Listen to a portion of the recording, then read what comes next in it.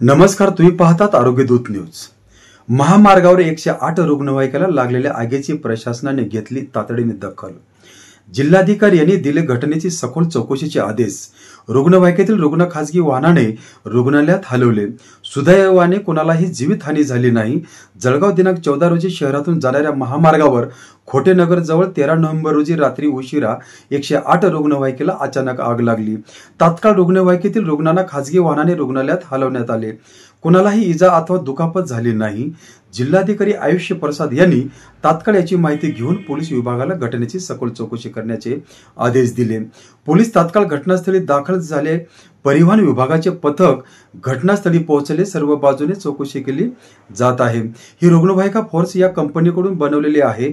Force मोटरची team पण जळगावसाठी रवाना झालेली आहे आणि ते पण या तपासामध्ये परिवहन आणि पोलीस विभागाला मदत करणार आहे। आणि त्याच्याशिवाय 108 रुग्णवाहिका व्यवस्थापनालाही बोलवून घेण्यात आले आहे। ते पण या ठिकाणी येणार असल्याची माहिती जिल्हा प्रशासनाकडून देण्यात आली। या रुग्णवाहिकेऐवजी इतर जिल्ह्यातून दुसरी रुग्णवाहिका रुग्ण सेवेसाठी उपलब्ध करून देण्याची सूचना आरोग्य विभागाला करण्यात आली।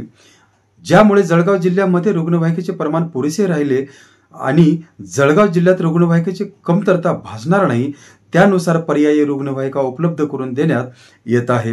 घटनास्थळावर अप्पर पोलीस अधीक्षक जळगाव, उपविभागीय पोलीस अधिकारी जळगाव, उपप्रादेशिक परिवहन अधिकारी यांनी भेट दिली असून संपूर्ण घटनेवर जिल्हा अधिकारी तथा जिल्हा दंड अधिकारी आयुष्य प्रसाद, जिल्हा पोलीस अधीक्षक डॉक्टर महेश्वर रेड्डी लक्ष ठेवून असल्याचे जिल्हा प्रशासनाकडून सांगण्यात आले।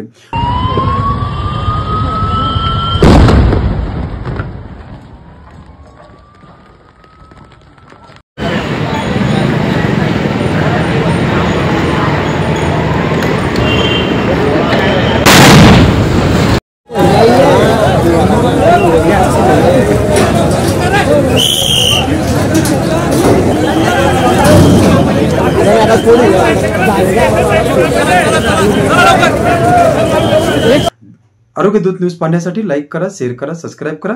धन्यवाद।